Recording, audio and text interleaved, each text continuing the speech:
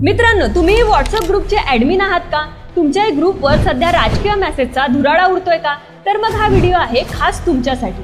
भारतात लोकसभा निवडणुकीचं बिगुल वाजलं आणि पहिल्या टप्प्यातील मतदानही काही दिवसांवर येऊन ठेपलं आहे. त्याच अनुषंगानं देशात आचारसंहिताही लागू झाली आहे. आता निवडणूक आयोगानं दिलेले नियम जसे राजकीय नेत्यांना, उमेदवारांना पाळावे लागतात, तसंच सर्वसामान्य नागरिकांसाठीही काही गोष्टींची तरतूद करण्यात आली आहे. म्हणजे सर्वसामान्य नागरिकांनाही काही गोष्टींची निश्चितच काळजी घ्यावी लागते, जेणेकरून ते कुठल्याही अडचणीत फसणार नाही.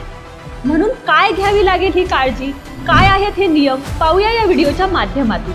नमस्कार, मी ऐश्वर्या आणि तुम्ही पाहताय YFT मीडिया.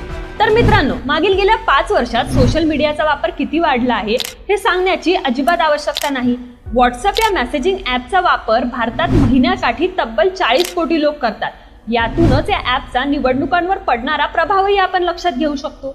निवडणूक प्रचार मोहिमांमध्ये होणारा सोशल मीडियाचा वापर लक्षात घेऊन ऑक्टोबर 2013 मध्ये निवडणूक आयोगानं देशातील सर्व राजकीय पक्षांसाठी त्या संदर्भातली एक नियमावली जाहीर केली होती. म्हणजे जेणेकरून हे ॲप वापरताना कुठली अडचण येऊ नये. या नियमावलीत असं म्हटलं गेलंय की उमेदवारी अर्ज भरताना उमेदवाराने फॉर्म क्रमांक 26 मध्ये त्याच्या सोशल मीडिया अकाउंटचा तपशील द्यावा. तर आता आपण बघतोच आहे की व्हॉट्सअपचा विस्तार जो आहे तो सातत्याने होतोय. त्यामुळेच व्हॉट्सअप करून नवनवीन तंत्रज्ञानाची भरही यामध्ये घातली जात आहे. युजर्सना नवनवीन सुविधा उपलब्ध करून दिल्या जातात. मागील वर्षी सप्टेंबरमध्ये व्हॉट्सअपने व्हॉट्सअप चॅनल लॉन्च केलं. हे जे व्हॉट्सअप चॅनल्स आहे हे युजर्सला वैयक्तिकरित्या वापरता येतं. एखादी त्यांच्या आवडीची संस्था किंवा व्यक्ती असेल त्यांच्याबद्दलची ताजी माहिती मिळवण्यासाठी हे चॅनल उपयोगात येते. व्हॉट्सअपचा हा प्रयोग मोठ्या प्रमाणात यशस्वी झाला. त्यामुळे आता ही सुविधा निवडणूक प्रचाराचे एक साधन म्हणूनही मोठ्या प्रमाणात वापरली जात आहे. भाजप आणि काँग्रेस या देशातील 2 प्रमुख राजकीय पक्ष, या पक्षांनी देखील एकाच वेळी व्हॉट्सअप चॅनल सुरू केलं. सध्या भाजपाच्या अधिकृत व्हॉट्सअप चॅनलवर तब्बल 7,11,000 फॉलोअर्स आहेत, तर काँग्रेस पक्षाच्या अधिकृत व्हॉट्सअप चॅनलवर 5,02,000 फॉलोअर्स आपल्याला पाहायला मिळतात. प्रचारामध्ये सोशल मीडियाची काय भूमिका असावी याबद्दलच्या स्पष्ट सूचना निवडणूक आयोगाने जारी केल्या आहेत. Print, electronic, radio, cable, TV प्रमाणे सोशल मीडियासाठी देखील काही नियम आणि अटी लागू आहेत. राज्य आणि जिल्हा जो आहे त्या पातळीवर media certification of monitoring committee त्या राज्यात आपल्या प्रचारासाठीची जबाबदारी सांभाळते. प्रचाराच्या राजकीय जाहिराती सोशल मीडियावर प्रसारित करण्याआधी MCM कडून परवानगी घेणे बंधनकारक आहे.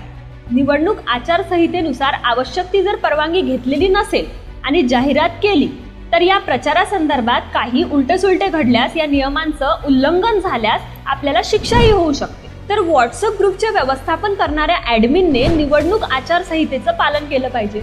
म्हणजे काय, तर त्यांनी व्हॉट्सअप ग्रुपवर दिल्या जाणाऱ्या माहिती संदर्भात सतर्क असायला हवं. विशेषतः जर निवडणूक प्रचाराशी निगडित काही मेसेज किंवा माहिती असेल तर त्यांनी सावधानता बाळगायला हवी.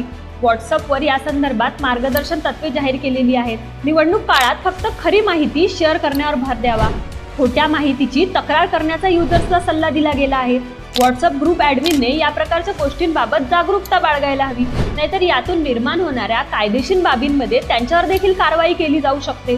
कोणत्याही प्रकारच्या वंशिक, धार्मिक किंवा जातीविषयक तेढ निर्माण करणाऱ्या माहिती किंवा मेसेज व्हॉट्सअपवरून शेअर करता येऊ नये यासाठी त्यांनी खबरदारी बाळगायला हवी.